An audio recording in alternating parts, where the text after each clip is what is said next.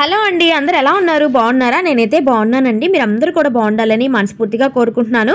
So ఇవాల్టి video అయితే పొద్దున్నే వంట పని అయితే అయిపోయింది. ఇక గిన్నెలు అవన్నీ కూడా నీట్గా కడుగుతూ ఉన్నానన్నమాట.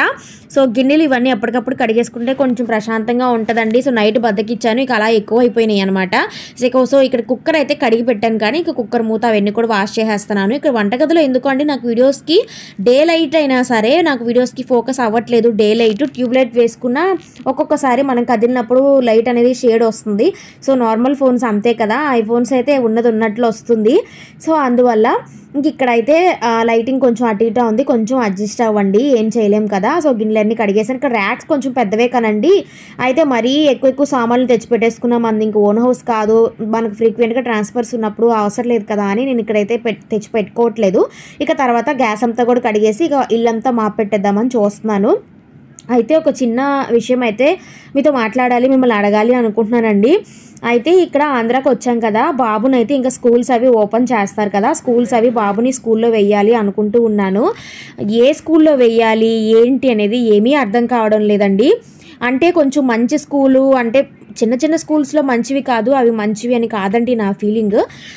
ఇప్పుడు కొంచెం పెద్ద స్కూల్స్లో అలా వెయ్యాలి అనుకున్నాను. సో శ్రీ చైతన్య అలా వెళ్ళి మాట్లాడొస్తే అక్కడ మాకు దగ్గర 40 అంటే 40,000 వరకు అయ్యేలా ఉందన్నమాట.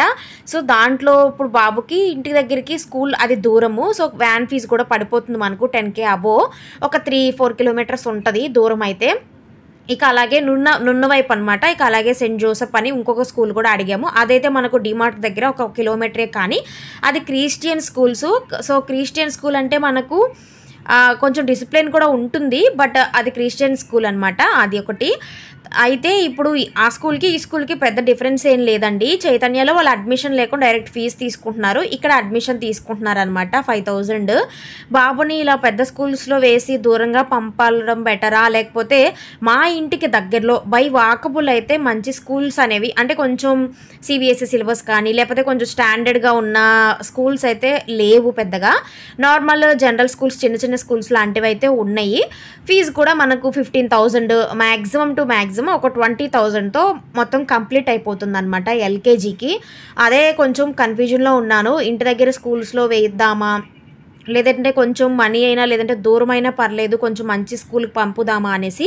ఒకవైపు మనీ గురించి ఆలోచన అయితే, ఇంకోవైపు అంత దూరం బాబుని పంపిస్తే గబుక్కుని బాబు ఎలా ఉంటున్నాడో, భయపడతాడేమో, ఏడుస్తాడేమో, ఇదొక టెన్షన్.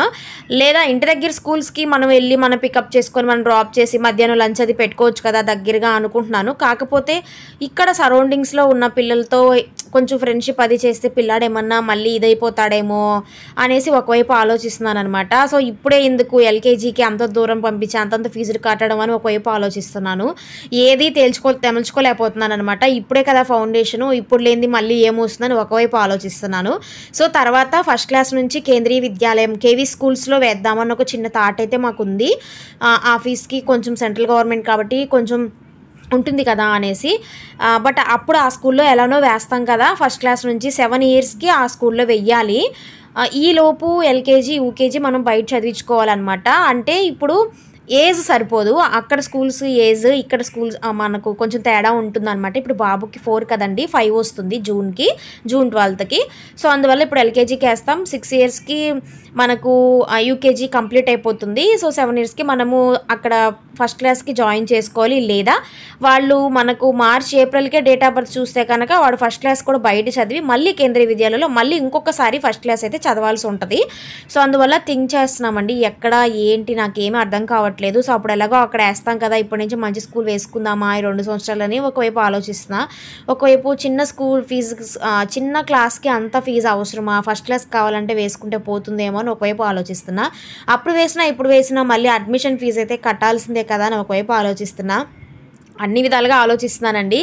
సో నాకు తెలిసి మా ఫ్రెండ్స్ని అలా కూడా కొంతమందిని అడిగాను. కొంతమంది పర్లేదు డబ్బులైనా పర్లేదు కొంచెం స్టాండర్డ్ ఉన్న స్కూల్సే వెయ్యి అని కొంతమంది చెప్తున్నారు. కొంతమంది ఏమో అప్పుడే ఎందుకే ఫస్ట్ క్లాస్ నుంచి వేసుకుందు కానీ LKGనే కదా దగ్గరున్న స్కూల్స్ వెయ్యి అని కొంతమంది చెప్తున్నారు. ఇలా రకరకాలుగా చెప్తున్నారనమాట. నాకైతే ఫుల్ కన్ఫ్యూజన్గా ఉంది, అసలు ఏమీ అర్థం కావట్లేదు. సో అందుకే మిమ్మల్ని కూడా అడుగుతున్నాను, మీ ఎక్స్పీరియన్సెస్ అనేవి షేర్ చేయండి. సో మా ఏరియా అంటే ప్రకాష్ నగర్ ఏరియా, సింగనగర్ ఏరియా దగ్గరలో మీ పిల్లలు ఎవరైనా ఉన్నా, మీరు ఎవరైనా ఉన్నా ఇక్కడ బెస్ట్ మంచిగా స్కూల్స్ ఏమున్నాయి అంటే ఏబిసిడి అనేది అందరూ చెప్తారండి, నేను చెప్పగలను, అలాగే ఎవరైనా చెప్పగలరు. ఈవెన్ సెకండ్ థర్డ్ క్లాస్ చదివే పిల్లలు కూడా ఎల్కేజీ చదివే పిల్లలకి ఏబిసిడీలు కొంచెం చెప్పమ్మా అంటే చెప్తారు. ఇక్కడ ఏబిసిడీలు చెప్పడం కాదు మ్యాటర్. సో పిల్లలకి మోరల్ వాల్యూస్ అనేది నేర్పించాలి, పిల్లల బిహేవియర్ అనేది చక్కగా ఉండేలాగా చూసుకోవాలి. ఓన్లీ ఏబిసిడీలు 1 2 3 ఈ ఒక్కటే కాదు, అలాగే పిల్లలకి కొంచెం యాక్టివిటీస్ లాంటివి ఉండి పిల్లలకి కొంచెం నాలెడ్జ్ అనేది పెరిగేలాగా ఉండాలి. అదొక్కటి నేను థింక్ చేస్తున్నాను అనమాట. పిల్లల మైండ్ అనేది ఆ క్లాస్ వరకు అక్కడ వరకే కాకుండా కొంచెం ఇప్పుడున్న జనరేషన్ బట్టి కొంచెం ఫాస్ట్గా ఉంటున్నారు కూడా కదా పిల్లలు, అలా ఆ ఫాస్ట్నెస్ని కూడా కొంచెం దాన్ని మనం ఇప్పుడు పిల్లలు యూట్యూబ్ చూసో ఫోన్ చూసో రకరకాలని నేర్చుకుంటున్నారు కదండి, బాగా స్పీడ్ అయిపోతున్నారు కంప్యూటర్ మైండెడ్ లాగా. ఆ స్పీడ్ని చదువులో ఉపయోగించేలాగా టీచర్స్ కొంచెం మంచిగా చెప్పగలిగేలాగా ఉండాలని నా ఫీలింగ్. ఎంత టీచర్స్ అనేది మనం 1 2 3 చెప్పేసి ఏబిసిడీలు చెప్పేసుకొని వెళ్ళిపోయినా పిల్లల్ని అబ్జర్వ్ చేసే విధానము, లేకపోతే అక్కడ ఆ స్కూల్లో హెడ్ మాస్టర్ కానీ ప్రిన్సిపల్స్ కానీ వాళ్ళు చెప్పే విధానం, మెయిన్ బుక్స్లో ఏముంది ఏంటి, ఒక్కొక్క స్కూల్ బట్టి ఒక్కొక్క బుక్స్ మారుతూ ఉన్నాయండి. గవర్నమెంట్ స్కూల్స్ అయితే ఒకలాగే ఉంటాయి అన్ని స్కూల్స్ బుక్స్, కాకపోతే చైతన్యలో చూసిన బుక్స్ వేరుగా ఉన్నాయి, జోసెఫ్లో చూసిన బుక్స్ వేరుగా ఉన్నాయి, ఇంటి దగ్గర స్కూల్స్లో చూసిన బుక్స్ వేరుగా ఉన్నాయి. అసలు ఏంటి మ్యాటర్ అంటే, సో కొన్ని బుక్స్లో యాక్టివిటీస్ కూడా యాడ్ అయ్యాయి, కొన్ని బుక్స్లో ఓన్లీ ఏబిసిడి 1 2 3 రైటింగ్స్ మాత్రమే యాడ్ అయ్యాయి, కొన్ని స్కూల్స్లో రైటింగ్స్లో స్కిల్స్, సో రైటింగ్స్లో కర్సివ్ రైటింగ్ ఎలా రాయాలి, స్ట్రోక్స్ ఎలా ఇవ్వాలి, ఏ పదాన్ని ఎక్కడ ఒత్తు ఎక్కడ ఎలా ఇవ్వాలి, ఇలాంటివి కూడా ఎక్స్ప్లెనేషన్గా వాళ్ళు ఇవ్వడం అయితే జరిగిందనమాట. సో అది నాకు ఎక్కడ ఏంటి అని తెలుసుకోలేకపోతున్నానండి. సో మనం అంతా ఫీజు కట్టి అంతా దూరం పంపించి పిల్లాడు స్కూల్లో వేసి వాడు వెళ్ళకపోతే మళ్ళీ ఇబ్బంది పడతాం, అబ్బా ఇంత డబ్బులు వేస్ట్ చేసాం మళ్ళీ ఆలోచిస్తాం కదా. సో ఇలాంటి ఆలోచన లేకుండా ఉండాలి అంటే మనసుకి నచ్చింది పిల్లవాడు చదవగలిగేది మంచి స్కూల్లో వేయాలి కదా. సో ఎన్ని ఆలోచనలు అయితే నా మైండ్ని చుట్టుముడుతూ ఉన్నాయన్నమాట. నేను కొంచెం డీప్ థింకర్నేనండి, ఓవర్ థింకే చేస్తాను. అది చిన్న విషయమైనా పెద్ద విషయమైనా సరే నేనే ఆ విషయానికి డెసిషన్ తీసుకోవాలి అని అన్నప్పుడు, సో నేను మా హస్బెండ్ బాబు మేము ముగ్గురమే కదండి. సో మేము ఇప్పుడు తీసుకునే డెసిషన్ వాడి ఫ్యూచర్ మీద ఎఫెక్ట్ ఉంటుంది. సో అందువల్ల దానికి నేను కొంచెం ఎక్కువగానే థింక్ చేస్తున్నాను అనమాట. ఇప్పుడే కాదు, నేను బెంగళూరులో ఉన్నప్పుడు కూడా ఇలానే డైనమోలో ఉన్నాను చాలా రోజులు కూడా. అంటే వెయ్యాలా అసలు ఆపేయాలా, ఈ నర్సరీకి అవసరమా అన్నట్టు ఫైనల్గా నర్సరీకి వేసాము. అక్కడ మాకు 45,000 50,000 దాకా అయిపోయింది అరౌండ్. బట్ బాబులో చాలా చేంజ్ అయితే చూసాము, అంతవరకు హ్యాపీ. సో అలా కొంచెం డీప్ థింక్ చేస్తాను అనమాట. సో నాలా ఎవరైనా డీప్ థింకర్ ఉన్నారనేది లేదా కామెంట్ కూడా చేయడం మర్చిపోవద్దు. సో చాలామంది ఇప్పుడు ఏమన్నా ఇప్పుడే కాదు కదా ఇంకా ఎల్కేజీయే కదా అనుకుంటారు, బట్ నేను నా వే ఆఫ్ థింకింగ్ అయితే అలా ఉంటుంది. సో అదండి. సో నాకైతే ఏమీ అర్థం కాలేదు, అందుకే నేను మిమ్మల్ని అడుగుదామని నేను అడుగుతున్నానండి. మీకు తెలిస్తే కామెంట్ చేయడం మాత్రం మర్చిపోద్దు, ఎందుకంటే ఈ ఛానల్ ద్వారా చాలామంది సీనియర్స్ మదర్సే ఉంటారు. సో మీరు చేసే ఒక్క కామెంట్ చేసినా నాకు అది యూస్ఫుల్గా అనిపిస్తుంది కదా. సో అందువల్ల ఇక్కడ మా వాడు చూసారా ఎంత కోతి పనులు చేస్తున్నాడో, గిన్నెలన్నీ కడిగేసుకున్నాను. ఇక వాడిని కాసేపు ఆడిచ్చి ఇక కూరగాయలు సర్దడానికి అయితే వచ్చాను. ఇక నేను ఎప్పుడు కూరగాయలు తెచ్చినా కింద పోసేసి కవర్స్ ఇచ్చేస్తే బాబాయ్ సర్దేస్తాడండి నీట్గా, దేనికి దానికి. వాటి పేర్లు కూడా చెప్తూ ఉంటాను, వాడు చెప్తాడు. టమోటా అంటాడు, లేడీస్ ఫింగర్ మా, ఇలా చిల్లీ, ఇలా రకరకాలుగా వాటి పేర్స్ కూడా మంచిగా చెప్తాడండి. సో బాబు పేర్లు చెప్పడం, ప్రొనౌన్స్ చేయడం ఇవన్నీ చక్కగా చేస్తాడు. Wild animals, domestic animals, plants, junk food అన్నీ తెలుసు వాడికి.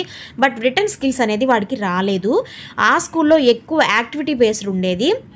సో అందువల్ల ఏదైతే మనకు academic return skills, writing skills ఏవైతే ఉంటాయో ఏబిసిడీలు అలు ఇలాంటి మీద ఫోకస్ తగ్గించి వాళ్ళు ఎక్కువ మనకు యాక్టివిటీస్ మీద చెప్పేవాళ్ళు. సో ట్రాఫిక్ సిగ్నల్స్ ఏంటి, అసలు ఏంటి, వాటర్లో ఏవి వెళ్తాయి, ఇలా రకరకాలు అన్నీ కూడా చక్కగా చెప్తాడనమాట. మంచి నాలెడ్జ్ అయితే గెయిన్ చేసుకున్నాడు, అంతవరకు హ్యాపీ. అందువల్లే నేను డెసిషన్ తీసుకోలేకపోతున్నాను అనమాట. సో అది ఇక్కడైతే మా వాటర్ మిలన్ జ్యూస్ కావాలి అన్నాడు. మొత్తానికి వాటర్ మిలన్ తీసుకొచ్చామే కానీ పెద్దగా స్వీట్గా లేదనమాట.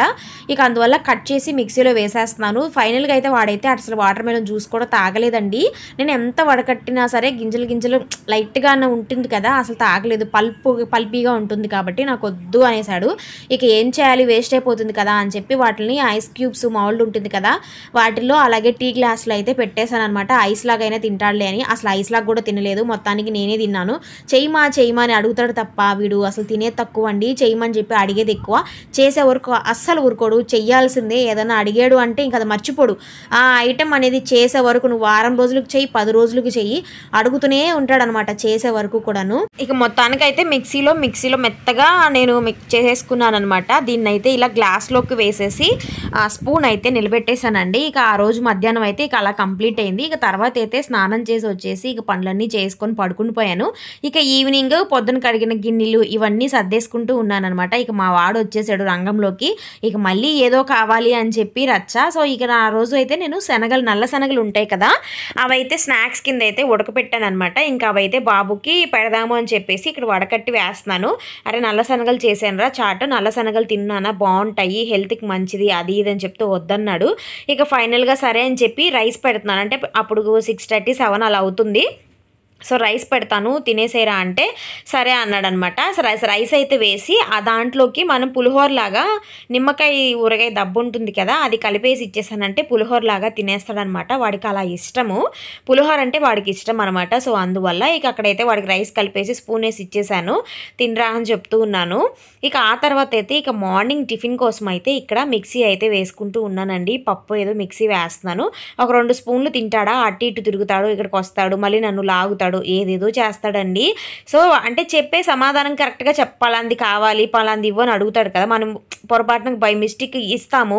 వాడికి అది నచ్చలేదు అనుకోండి, అది ఇంక ఏడుస్తూ సమాధానం ఇస్తాడు. ఇలా కాదు, అలాగా, ఇదొద్దు నాకు, ఇంకోటి కావాలని చెప్పి సమాధానం చెప్పకుండా ముందు ఏడుపు వచ్చేసింది, ఏడ్చి రద్దు చేసి అప్పుడు చెప్తాడనమాట.